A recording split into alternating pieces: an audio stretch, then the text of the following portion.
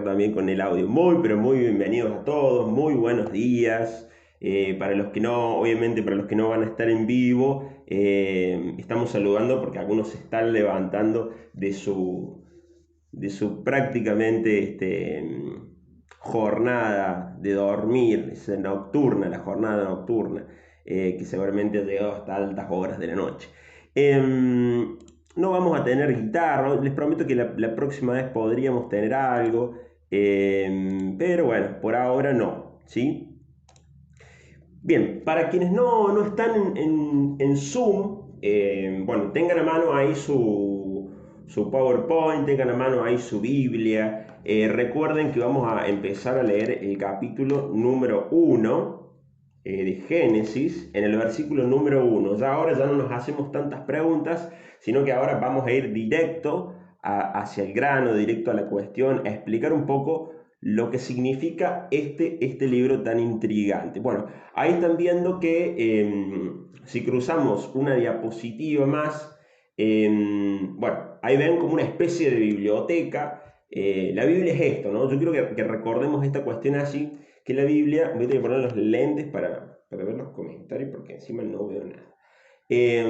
La Biblia es esto, ¿no? Es más que un libro, más que un solo libro, es una biblioteca, un conjunto de libros. Entonces ustedes tienen ahí, fíjense, del lado a su izquierda los libros más antiguos y a su derecha los libros más nuevos. Obviamente que toda la Biblia, para aquel que no, digamos, para nosotros que somos un poquito más de este tiempo, es vieja en todos sus aspectos. Pero para los que la leían en aquel tiempo, algunos libros, los de la derecha, eran los más nuevos porque se habían escrito ahí nomás, y tenías los libros más viejos de hace 500 años atrás. ¿Con cuál libro de todos esos vamos a arrancar? Fíjense, les marco ahí, vamos a arrancar con el libro del Génesis. ¿Sí? Génesis es un libro que tiene su autor, que tiene, bueno, que tiene su propio tema de desarrollo, ¿sí? Em, Antes de entrar al Génesis, a mí me gustaría que podamos ver qué es el Génesis, bueno, qué tipo de literatura estamos entrando. Cuando yo digo literatura, me hago referencia más a la cuestión de qué se lee. Se lee una carta, se lee un libro de historia, se lee un libro de biología, se lee un libro, no sé, se lee un manual como lees en biología. No, cuando uno entra al libro del Génesis, uno tiene que saber que pertenece al género literario de mitos, ¿sí? Ahí va a saltar una pregunta, o posiblemente después, recuerden que hoy a las 5 de la tarde también tenemos la clase de consulta. Pero cuando yo digo mitos, no estoy haciendo referencia a que sea algo que no tiene valor. O sea, es decir, algo que no tiene validez, ¿sí? Porque muchas veces tenemos esta cuestión de los mitos como como algo que es mentira, como algo que no tiene importancia, y dejamos de lado los mitos, y bueno, esto no sirve, y por ahí sirve más el conocimiento científico que otro tipo de conocimiento. Y la verdad que es así y a la vez no es así. Recuerden ustedes que si yo vuelvo al anterior, digamos, a la anterior diapositiva, van a ver que hay muchísimos libros. Y cada libro tiene su forma de escribir. Algunos de estos libros son novelas, algunos de estos libros son sagas, algunos de estos libros son leyendas, digamos. A ver, vos no te topas en la Biblia con una misma forma de lectura o una misma forma de escritura. Entonces, el Génesis propiamente, del capítulo 1 al capítulo número 12, tenemos el género propio del mito, ¿sí? De la cuestión más mítica. Ahora, ¿cómo entender qué es un mito? Y vamos en la segunda que está acá. Dice, los relatos míticos pretenden comunicar una verdad por medio de imágenes e historias. A ver, ¿qué es un mito dentro de la Biblia? ¿Qué es un lenguaje mítico dentro de la cuestión bíblica? El mito es algo que posiblemente te quiere comunicar un mensaje por medio de un lenguaje y de una forma, como dijéramos, de un ropaje, de un disfraz, para darte a conocer un contenido muy, pero muy preciso. A ver, explicado de otra manera, el mito en toda su redacción de personajes fantásticos, de personajes de serpientes que hablan, de héroes que pueden llegar a aparecer, tiene en su interior o te va a dejar la famosa moraleja o lo que en realidad quiere transmitir. Es decir, el autor, en vez de decirte el mensaje de forma directamente, lo que hace en la cuestión mítica es crearte una situación de personajes fantásticos que hablan, por ejemplo, de serpientes que hablan. Nosotros sabemos que la serpiente directamente no habla y sin embargo encontramos en el libro del Génesis, en el capítulo número 3, una serpiente que le habla a Eva. Entonces uno dice, bueno, no, pero esto no puede ser posible. No, verdaderamente no, porque es un género mítico. Entonces, mediante personajes fantásticos, mediante historias fantásticas, uno encuentra en el mito, uno va encontrando en el mito un mensaje muy, pero muy, pero muy importante. Uno le pregunta a los autores, ¿por qué no lo dijiste de alguna forma, por qué no lo dijiste de manera directa? Y no, porque no era la forma de decirlo, sino que a través de un cuentito, a través de un relato, el autor te va a querer comunicar una especie de verdad que no es, ahí lo puse bien abajo como para que resalte bien, no es ni una verdad científica ni es una verdad histórica. Yo creo que quede concretamente claro esto. El libro del Génesis no es un libro histórico, ¿sí? Entonces las preguntas sobre Adán o las preguntas sobre Eva no tienen mucha importancia porque son personajes ficticios. Ahora me dicen, entonces la Biblia es una mentira. No, porque justamente detrás de todos esos ropajes de personajes, detrás de todas esas caricaturas de personajes, está el contenido central. ¿Y cuál es el contenido central? El contenido central es que el mensaje que Dios te va a querer dar en este libro, propiamente del libro del Génesis. ¿Es un libro científico? No, no es un libro científico. ¿Es un libro que te explica la creación del mundo? No, no es un libro que te explica cómo se creó el mundo.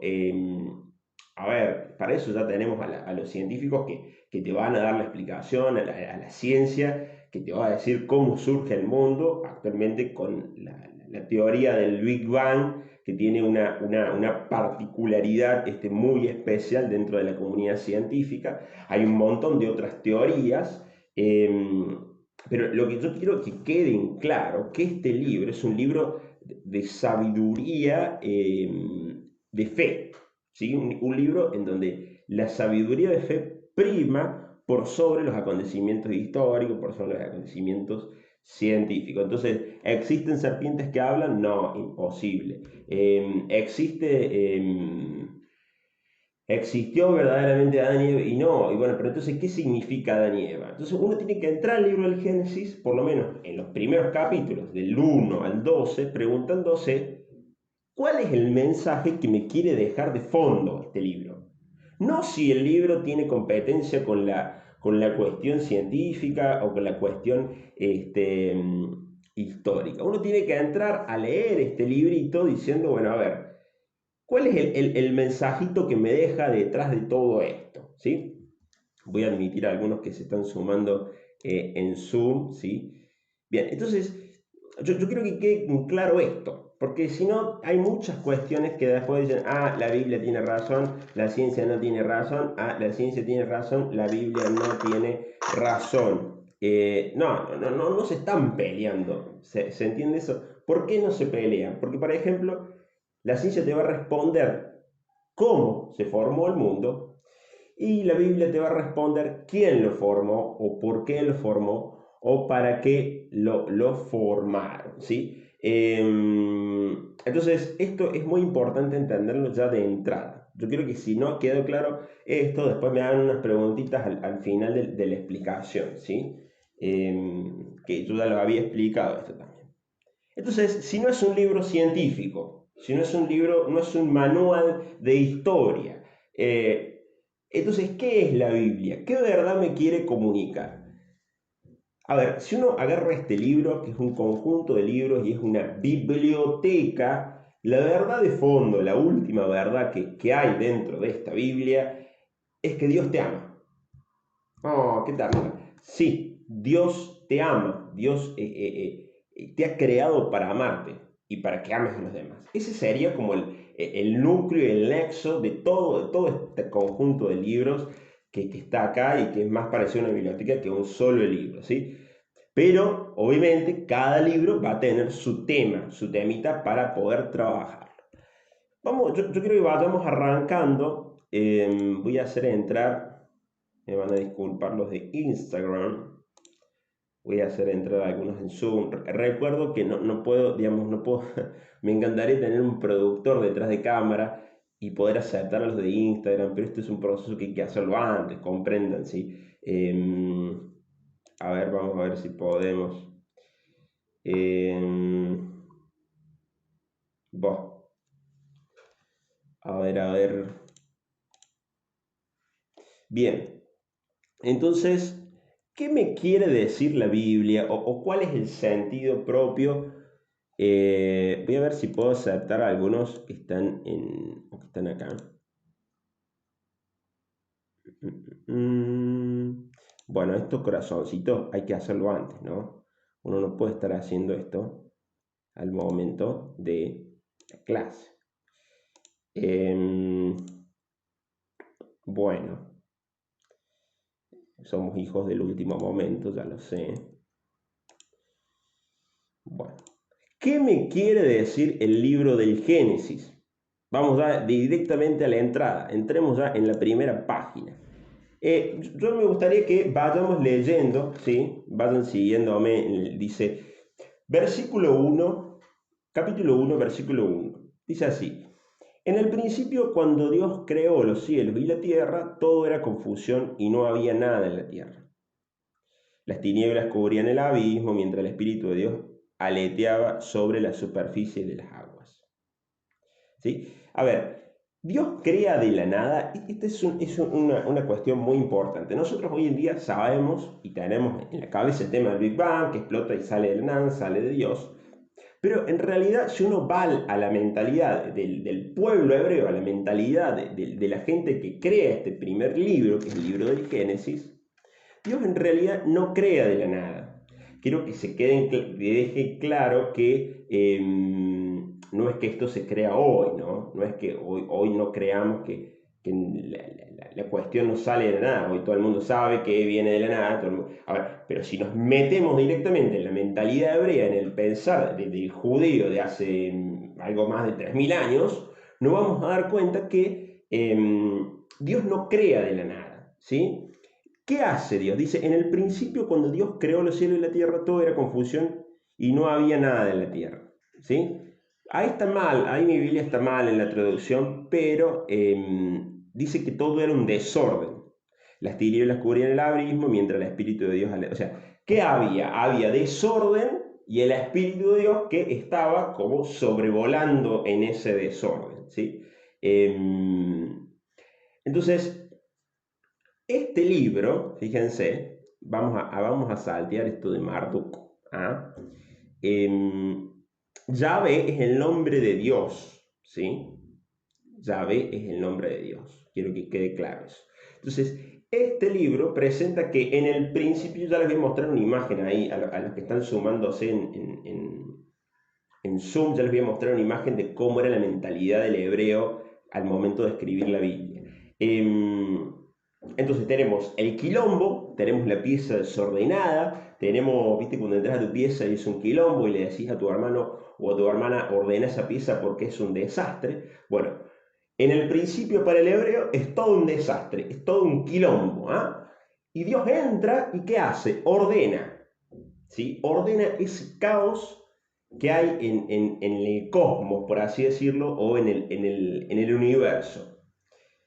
Y transforma ese caos, o sea, esa cuestión, ese, sí, ese desorden, lo transforma en belleza. ¿Sí? Entonces, ¿qué hace Dios? ¿Dios crea para el hebreo, crea de la nada? No, Dios no crea de la nada para el hebreo. ¿Qué hace Dios? Es un simple ordenador, Dios ordena la naturaleza. Dios ordena ese desastre.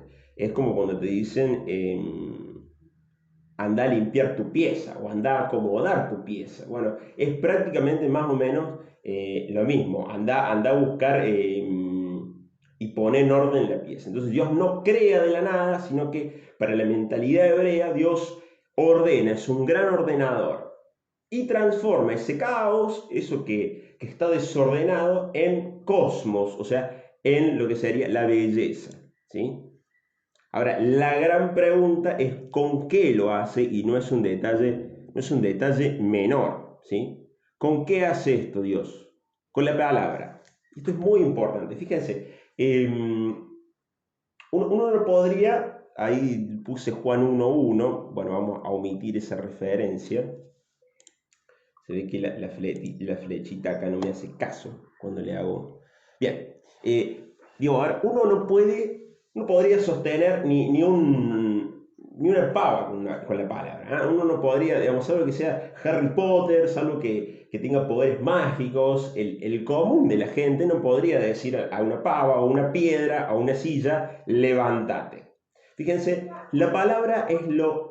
Vamos cerrando los micrófonos de los que están del otro lado, ¿sí? La palabra es lo más débil que existe. La palabra es muy débil, parece que no tiene cambio, parece que no tiene forma para transformar la realidad. Ahora, fíjense, voy a tener que entrar de este lado porque, a ver, vamos pidiendo a aquellos que se van sumando. Juliana, ahí va, muy bien, excelente. Fíjense, la palabra es lo más débil que existe. Ahora, cuando Dios crea con la palabra, está queriendo decir que no es un Dios prepotente, o sea, que no utiliza la fuerza para crear. O sea, no es un Dios que busca imponer su voluntad, sino que propone un mundo, propone un orden desde el amor. Entonces, la palabra que parece lo más insignificante, en Dios tiene un poder impresionante, ¿sí? Una pequeña semejanza nada más. Cuando alguien quiere convencer a otro, generalmente arranca con la palabra y termina con la violencia. Fíjense eso. Y cuando alguien acaba con la violencia, quiere decir que por medio de la palabra no ha podido proponer lo que quería. Entonces tiene que recurrir a la violencia. ¿Para qué? Para imponer lo que. Ahora, Dios no necesita imponer. Fíjense, cuando alguien ya recurre, pasa del diálogo a la violencia, pasa del diálogo a la fuerza, dejen claro a su rival que ya perdió. Dejen claro que se le acabaron las palabras, dejen claro que se le acabó la cuestión de diálogo. Entonces tiene que sí o sí pasar a la violencia física. Eso es importante, toda esta cuestión del feminismo, bueno, verlo desde ese lado es muy importante. Entonces Dios no es un Dios prepotente, no forza la realidad, sino que propone una realidad totalmente distinta a través del amor. Por eso esto es muy importante poder mencionarlo, ¿no? La palabra, a ver, vamos a ir silenciando, León, vamos silenciando los micrófonos, ahí va. La palabra, toda la creación del mundo es palabra de Dios. Y eso es lo lindo. Fíjense que por ahí nosotros separamos, bueno, vamos a ir a la casa de Dios, vamos a ir al templo de Dios, y por ahí estar en medio de la montaña, y por ahí estar en medio de la selva, contemplar la belleza, por ahí estar en medio del mar, también estamos dentro del templo de Dios, porque el templo de Dios es todo el mundo, porque todo el mundo es palabra de Dios, porque todo el mundo nace del amor de Dios. Entonces, no hay una diferencia entre lo religioso y lo mundano. Fíjense que hay mucha gente que dice, no, bueno, saliste de la iglesia, ahora o entras a la iglesia y ahora te tenés que portar bien. Entonces salís y bueno, echás moco, haces lo que quieras. No. Digo, a ver, la iglesia es un simple templo que tenemos para reunirnos y congregar, una casita, digamos. Pero la casa de Dios es todo el universo. Esto lo tienen muy, pero muy claro algunos profetas, algunos discípulos de Jesús. Entonces, todo es sagrado. No hay cosa que no sea sagrada porque todo viene de la palabra de Dios, que no es imposición, sino que es proposición. Fíjense, bueno, acá hay algo muy lindo, ¿no? Después de que Dios crea todo, va a crear los astros. ¿Sí? Viene la parte de la luna, viene la parte del sol, viene la parte de las bestias, ¿sí? Y acá algo muy importante, ¿no? ¿Por qué? Porque en la antigüedad, los pueblos de la antigüedad, o sea, estoy hablando de hace 3.000 años antes de nosotros, a lo mejor 4.000 años antes de nosotros, en la antigüedad los pueblos creían que la luna, el sol, de hecho nuestras culturas acá eran sus dioses. ¿Por qué? Porque los veían re altos, o imagínense que cae un rayo, prende fuego un árbol, una cosa increíble, no podían controlar el rayo, no podrían controlar el árbol, que si les cae encima de la choza, no pueden controlar la inclemencia de la naturaleza. Entonces, los astros, la luna, esto que está por arriba, el sol, y sobre todo, muchas veces, los animales del campo, eh, eran considerados como dioses, ¿sí? Y en muchas culturas esto pasa, que tenés culturas que adoran a animales, que adoran a hechos de la naturaleza. Ahora, fíjense que hay una cuestión muy, pero muy importante acá. Ahí me está poniendo Franco Llorio. Hola, ¿cómo le va, Franco Llorio? Fíjense que hay una cuestión muy importante. Cuando en la Biblia parece que Dios crea esto, que los otros pueblos consideran que son sus dioses, o sea, le está tirando un palito diciendo que el verdadero Dios es Yahvé.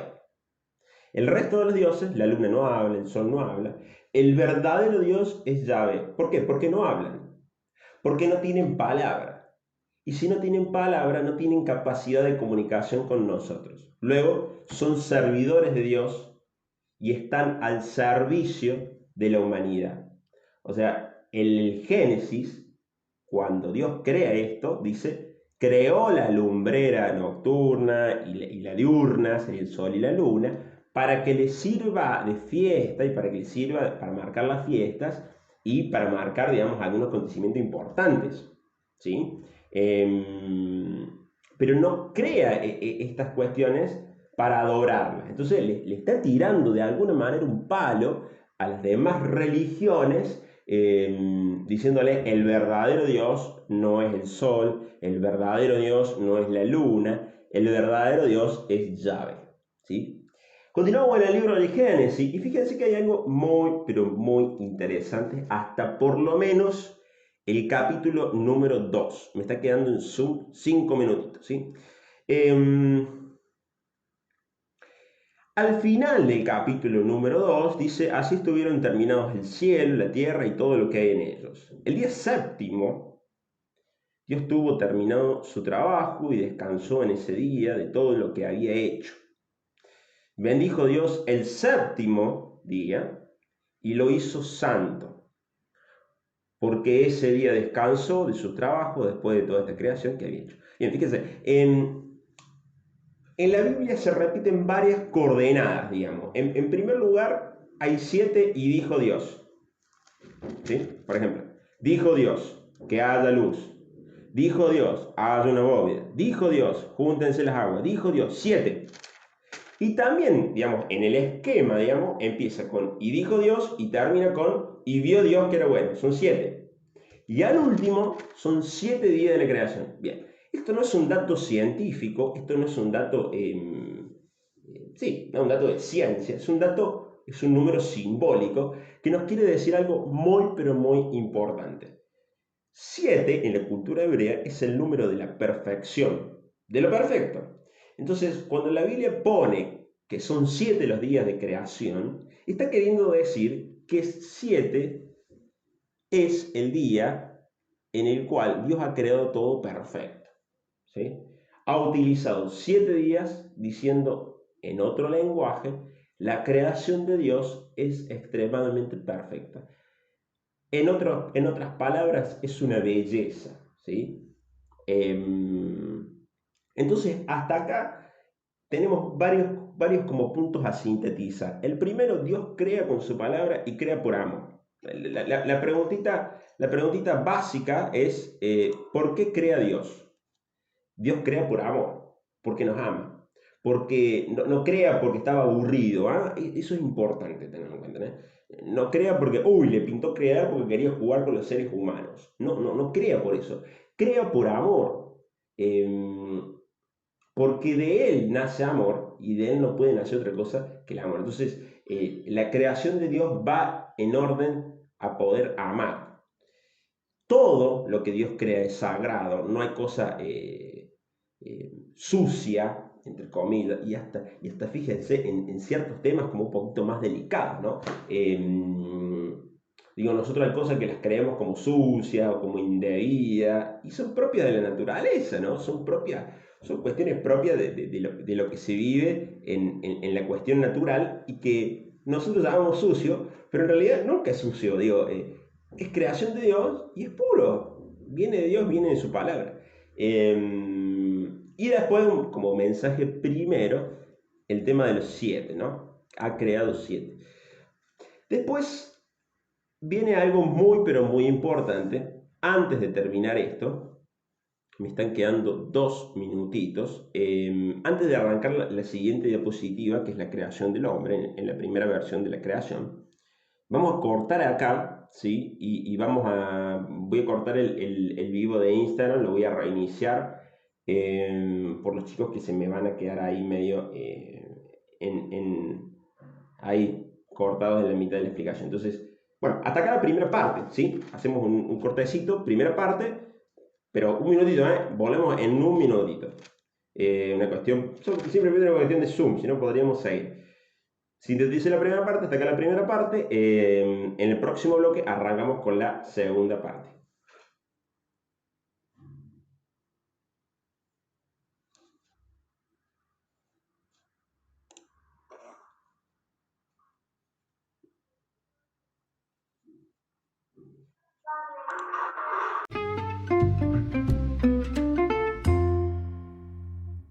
Mm, ahí va, ahí va. ¿Dónde? Bueno, vamos a arrancar, decíamos, y dijo Dios, hagamos al hombre a nuestra imagen y semejanza, que tenga autoridad sobre los peces del mar, sobre las aves del cielo, sobre los animales del campo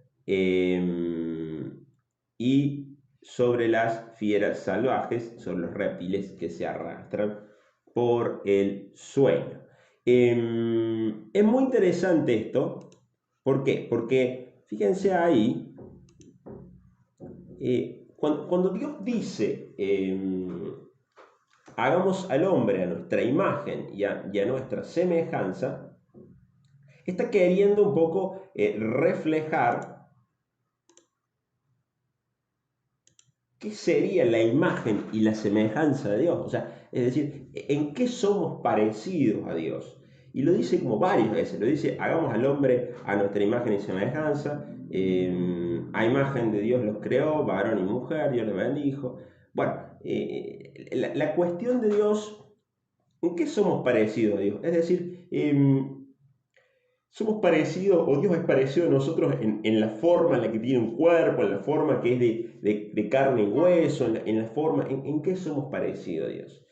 Y lo principal son 3 claves que habría que anotarlas, que no están ahí, pero que sí ahora se me ocurren y habría que anotarlas como muy, pero muy importantes. Primera clave, ¿en qué somos parecidos a Dios? En el amor, o sea, en la capacidad de amar, ¿sí?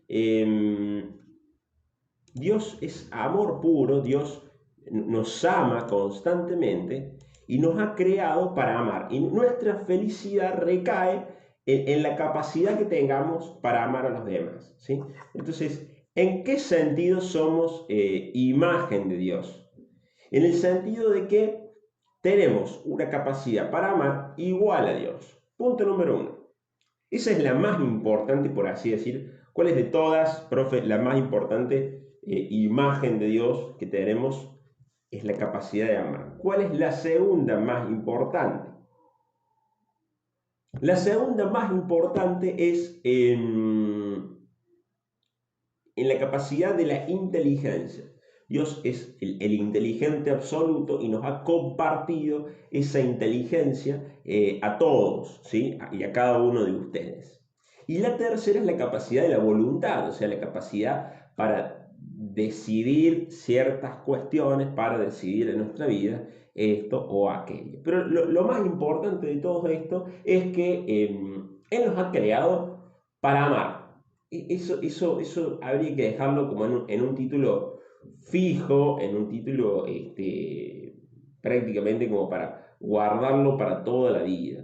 Dios nos crea por amor y para amar a los demás. Esa es la segunda verdad que nos va a dejar este libro del Génesis. Número uno, Dios nos crea por amor. Número dos, Dios nos crea para amar. Nada que ver con una verdad científica, nada que ver con una verdad histórica, nada que ver con todo eso. La verdad de la Biblia es esa: Dios nos crea por amor y Dios nos crea para que podamos amar al resto de nuestros hermanos. Entonces, vamos a ser parecidos a Dios en tanto y en cuanto tengamos la capacidad para amar al resto, para llevar y reflejar esa imagen de Dios al resto de nuestros hermanos. Fíjense que acá no hay distinción de Adán o de Eva, ¿no? En esta primera versión de la creación, Dios los crea varón y mujer, ¿sí? ¿Y cuándo van a ser más imagen de Dios? Cuando ambos se amen, ¿sí? Cuando los dos se puedan amar. Nos ha dejado, hay algo muy lindo que dice que Dios les bendijo diciéndoles sean fecundos y multiplíquense, llenen la tierra, tienen autoridad sobre el mar, sobre el pez del cielo, bla, bla, bla. Hoy le entrego todas las plantas. O sea que, ¿qué quiere decir esto? Que nos ha dejado la administración de la custodia, administración y custodia del mundo. No nos ha dejado el mundo para que lo usufructuemos o para que lo maltratemos o para que lo exprimamos como si fuese una naranja hasta que no le quede una sola gota de recurso natural. No.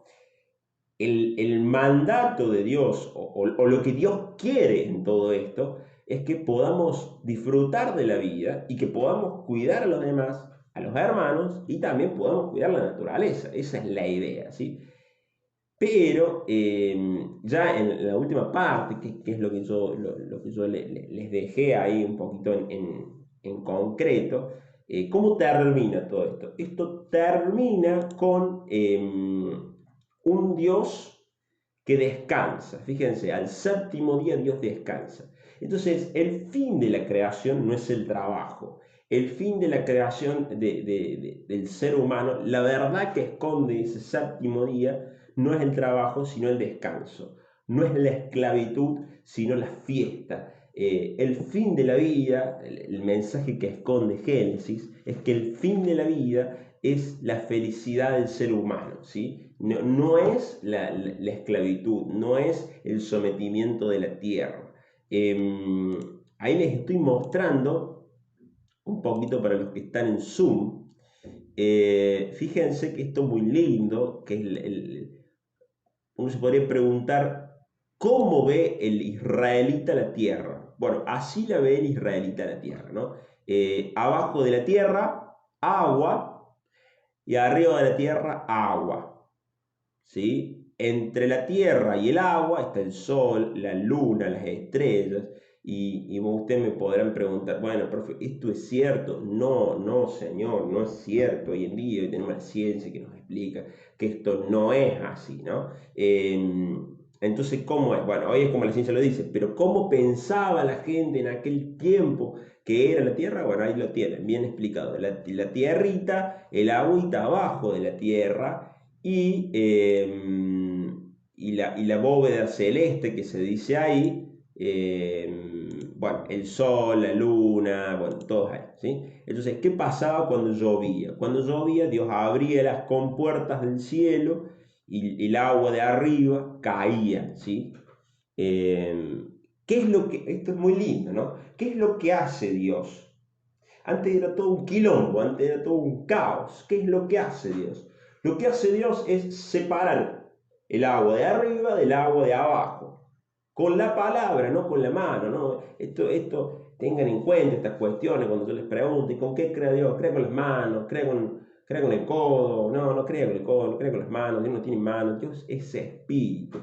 Génesis 1:1, y el Espíritu de Dios soplaba por encima de las aguas, se soplaba por ese quilombo, y lo que hace Dios es crear, ordenar todo eso y darle una impronta de belleza. Entonces, ¿con qué nos quedamos para ir finalizando toda esta cuestión? A ver si la computadora me responde. Ahí va, excelente.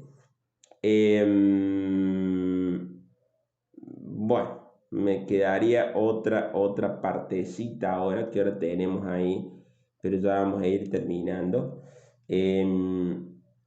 Hasta esta primera parte, ¿con qué nos quedamos? ¿Cómo sintetizamos? Sintetizamos de la siguiente manera. El libro de Génesis es un libro mítico que nos quiere enseñar una verdad que no es histórica, no es científica, sino que tiene una verdad muy profunda. Profe, ¿cuál es esa verdad del libro, de los primeros capítulos del libro del Génesis? La primera verdad es que Dios nos ha creado por amor, ¿sí? Él nos crea a partir de su palabra, nos crea por amor. La segunda verdad es que nos crea para amar, o sea, vamos a ser imagen de Dios en tanto y en cuanto podamos amar a los demás, ¿sí? Y la tercera verdad es que el que está detrás de todo esto es Él, ¿sí? Entonces, ponerse a buscar y a decir, bueno, a ver, bueno, ¿quién tiene razón? La Biblia, la ciencia, no, los dos tienen razón, porque los dos comunican una verdad que no es una verdad contrapuesta, ¿no? No es que yo voy a la ciencia o voy a la fe o a la Biblia, no, no, no, porque entendíamos, cuando nosotros contraponemos Génesis con ciencia, entendimos muy mal la Génesis.